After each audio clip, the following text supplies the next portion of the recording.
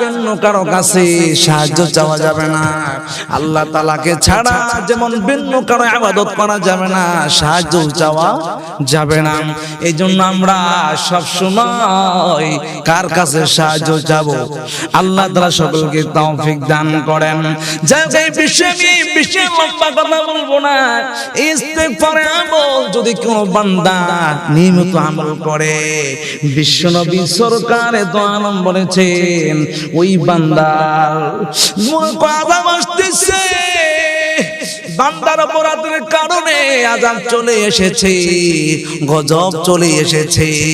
এই মুহূর্তে বান্দা যদি ইস্তেগফার পড়ে, আস্তাগফিরুল্লাহাল্লাযী লা ইলাহা ইল্লা হুয়াল হাইয়ুল কাইয়্যুম ওয়া আতুবু ইলাইহি লা হাওলা ওয়ালা কুওয়াতা ইল্লা বিল্লাহিল আলিয়্যিল আযীম।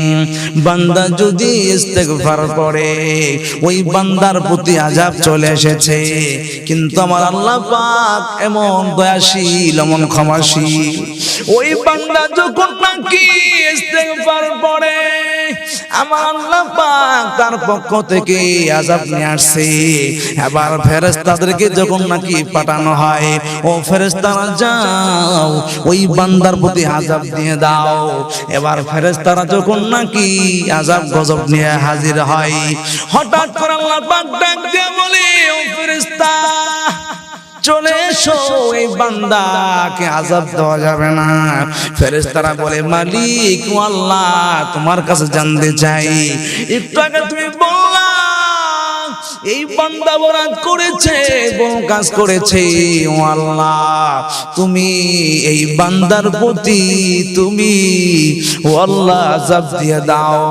ও মালিক, তুমি আমাদেরকে তুমি বলেছো এই বান্দাকে আযাব দিতাম, হঠাৎ করে তুমি আমাদেরকে কি জন্য জানি বললা এই বান্দার প্রতি তুমি আযাব দিও না।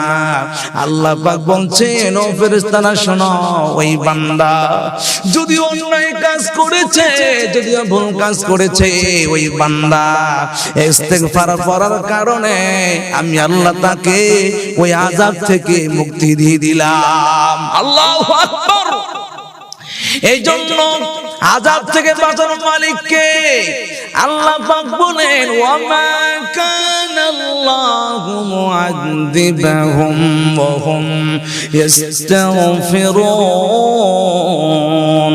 যদি কোন বান্দা আল্লাহর কাছে ইস্তেগফার করে, ওই বান্দাকে আমার আল্লাহ শাস্তি দিবেন না। কার কথা? আল্লাহর কথা। আল্লাহর কথা সত্য নামে